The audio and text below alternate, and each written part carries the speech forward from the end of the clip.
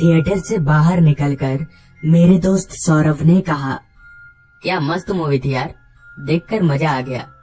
इस पर मैंने कहा, फिल्म देखकर तो मजा आ गया, पर अब ये सोच कि घर कैसे जाएंगे, रात के 12:15 बज रहे हैं, अब कोई बस मिलेगी?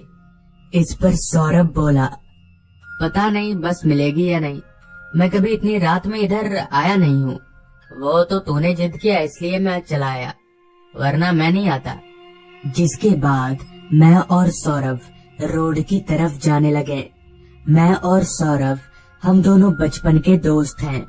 हालांकि सौरभ मेरे गांव में नहीं रहता है, मगर फिर भी हम लोग हफ्ते में एक आध बार किसी न किसी तरह से मिल ही लेते हैं। चलकर जैसे ही हम लोग रोड पर पहुंचे कि तभी पीछे से हमें किसी गाड़ी के इंजन की आवाज आने लगी। हम दोनों पीछे मुड़े तो पाया कि एक टूटी फूटी मरियल सी ऑटो रिक्शा चलते हुए हमारी तरफ आ रही है। जिस पर मैंने सौरभ से कहा, देख भाई, कैसे भी करके इस रिक्शा वाले को मना ले, वरना पैदल जाना पड़ेगा। मेरी बात सुनते ही सौरभ हाथ दिखाकर उस ऑटो रिक्शा को रुकवाने लगा।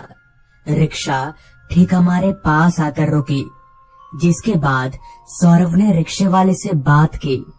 हालांकि पहले पहले तो रिक्शे वाले ने हमें घर तक छोड़ने के लिए साफ तौर पर इनकार कर दिया था, मगर जैसे तैसे पता नहीं कैसे सौरभ ने उस रिक्शे वाले को मना ही लिया। जिसके बाद हम लोग तुरंत रिक्शा में बैठ गए और रिक्शा हमारे गांव की तरफ आगे बढ़ने लगी। रास्ते पर हमारी ऑटो रिक्शा के अलावा ना तो कोई दूसरी गाड़ी दिख रही थी और ना ही कोई इंसान। हालांकि वक्त आधी रात का था, मगर फिर भी शहर के रास्ते पर एक आध लोग तो दिखने चाहिए। खैर, रिक्शा चलती रही।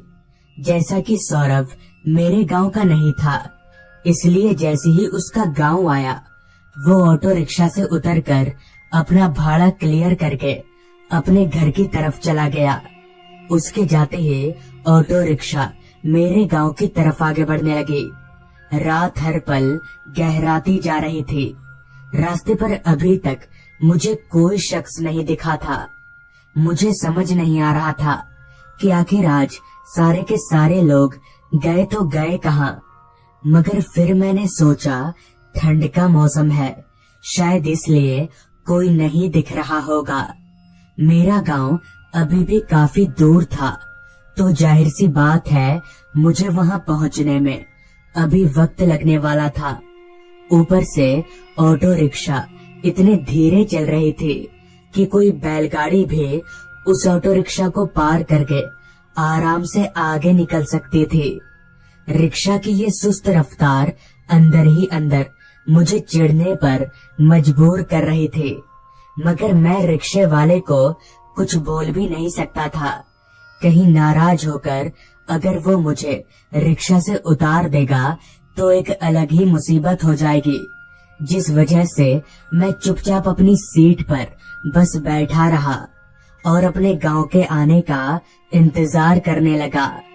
आधे घंटे का सफर लगभग 1 घंटे में पूरा करने के बाद जब ऑटो रिक्शा मेरे गांव में दाखिल हुई, तभी ऑटो ड्राइवर ने रिक्शा रोक दिया।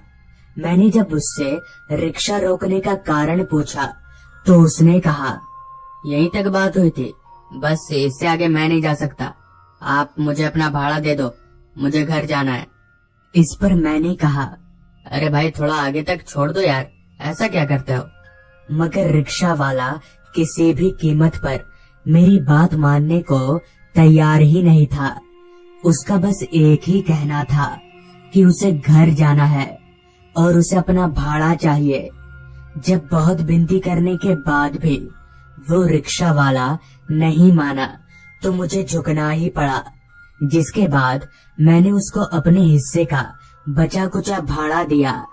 मुझसे भाड़ा लेकर तुरंत उस रिक्शे वाले ने अपना रिक्शा घुमाया और वापस लौट गया। मगर जाते जाते वो मेरी परेशानी बढ़ाकर गया, क्योंकि जिस जगह पर उसने मुझे उतारा था वहां से मेरा घर अभी भी लगभग 2 किलोमीटर जैसा था और अब मुझे 2 किलोमीटर पैदल चलना पड़ेगा। खैर, मेरे पास कोई और चारा तो था नहीं, जिस वजह से ज्यादा वक्त ना लेते हुए मैंने घर की तरफ चलना शुरू कर दिया। गांव के उस सुनसान रास्ते का हाल भी शहर के उस सुनसान रास्तों की तरह ही था। ना तो मेरे अलावा कोई आदमी नजर आ रहा था और ना ही कोई जानवर। मैंने एक नजर घड़ी की तरफ देखा तो रात के 1:30 बज रहे थे। एक तो रास्ते पर कोई स्ट्रीट लाइट नहीं थी, ऊपर से उस रात आसमान पर चांद भी नहीं उगा था। शायद वो अमावस की रात थी।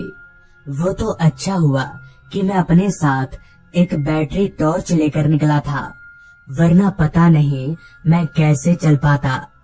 टॉर्च की रोशनी के सहारे फिलहाल मैं चल ही रहा था कि तभी दूर रास्ते के एक किनारे पर मुझे एक टिमटिमाती लाइट नजर आने लगी।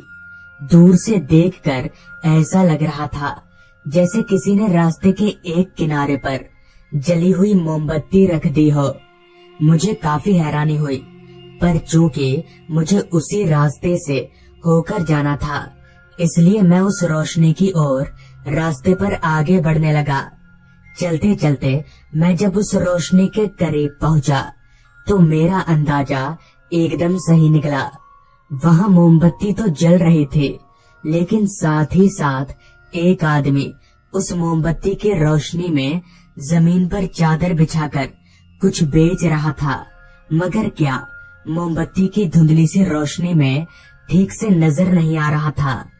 चलते चलते मैं बिल्कुल उस आदमी के पास जाकर रुका तो मेरी हैरानगी की कोई सीमा न रही, क्योंकि वो आदमी मूंगफलियां बेच रहा था। मगर सबसे अजीब बात तो ये थी कि वो आदमी अभी रात के 1:45 बजे दुकान लगा रहा था। हैरान होकर मैंने उस मूंगफली वाले से पूछा, चचा, आप इतनी रात में दुकान क्यों लगा रहे हैं? और कौन खरीदता है आपकी मूंगफलियां इतनी रात में? इस पर उस आदमी ने एक नजर उठाकर मुझे देखते हुए कहा, मेरे ग्राहक इसी वक्त आते हैं। मुझे काफी हैरानी हुई कि आखिर रात में इससे मूंगफलियां खरीदने कौन आता होगा। खैर, मैंने भी उस आदमी से थोड़ी मूंगफलियां ली और पैसे देकर वहां से आगे बढ़ गया। अभी मैं वहां से 2 कदम आगे बढ़ा ही था कि तभी पीछे से एक आवाज आई, भाई साहब, जरा मूंगफली खिलाओ यार। आवाज सुनकर मैं पीछे पलटा तो मेरे पैरों तले जमीन निकल गई, क्योंकि अब एक आदमी मूंगफली वाले से मूंगफलियां खरीद रहा था।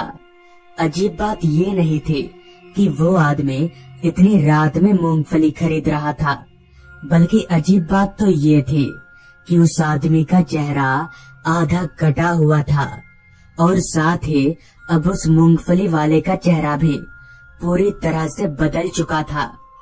वो दोनों किसी इंसान की तरह तो कतई नहीं लग रहे थे। मेरी तो सिट्टी बिट्टी गुल हो चुकी थी। मैं वहां से भागना चाह रहा था, मगर मेरे पैर काम ही नहीं कर रहे थे। तभी उस मूंगफली वाले ने उस आदमी को मूंगफली दिया। सारी मूंगफलियां उस आदमी ने अपने झोले में डाल ली और मूंगफली वाले को पैसे देने के बजाय उसी झोले में से एक इंसान का कटा हुआ सर निकाल कर पकड़ा दिया, जिसके साथ ही वो दोनों अचानक से एक साथ ही मेरी ओर मुड़े, जैसे उन्हें पहले से ही पता था कि मैं उन्हें ही देख रहा हूँ। वो दोनों मुझे देखकर जोर जोर से हंसने लगे। मुझे कुछ समझ नहीं आ रहा था कि अब क्या करना चाहिए, मगर मैं इतना जरूर समझ चुका था कि अगर मैं यहाँ रुका तो बच नहीं पाऊंगा, जिस वजह से मैं वहां से दौड़कर घर की ओर भागने लगा। भागते भागते मैंने एक दफा पीछे पलट कर देखा तो मैं और भी ज्यादा घबरा गया, क्योंकि पीछे अब ना तो कोई मूंगफली की दुकान थी, ना कोई मूंगफली वाला और ना ही वो ग्राहक, मगर फिर भी मैं रुका नहीं, भागता रहा। अभी मैं रास्ते पर भाग ही रहा था कि तभी फिर से मुझे सामने की तरफ वही मूंगफली वाला और उसकी दुकान और वही ग्राहक नजर आया। वो दोनों मुझे देखकर अभी भी हंसे जा रहे थे। मैं समझ गया था कि ये हकीकत नहीं बल्कि भ्रमजाल है। ये लोग मुझे इस भ्रमजाल में बस फंसाना चाहते हैं। इसलिए मैं मन ही मन हनुमान चालीसा पढ़ने लगा और सीधे अपने घर पहुंचा। अगली सुबह मैंने जब इस बात का जिक्र लोगों से किया तो पता चला कि दरअसल वो मूंगफली वाला उसी जगह पर चादर लगाकर अपनी मूंगफलियां बेचा करता था। एक दिन जब 2-4 लोग उसके दुकान से मूंगफलियां खरीद रहे थे, तभी एक तेज रफ्तार डंपर ट्रक उसी जगह पर आकर मूंगफली वाले की दुकान में पलट गया। ट्रक के नीचे आकर मूंगफली वाला समेत जो लोग वहां उस वक्त मौजूद थे, सारे के सारे मर गए। कहते हैं कि तभी से वो मूंगफली वाला हर रात उसी जगह पर अपनी दुकान लगाता है और उसके सभी भूतिया ग्राहक उससे मूंगफली खरीदने आते हैं। इसलिए रात हो जाने के बाद उस रास्ते से कोई भी नहीं गुजरता। तो दोस्तों, ये थी आज की कहानी। अगर आपको ये कहानी अच्छी लगी हो तो चैनल को जरूर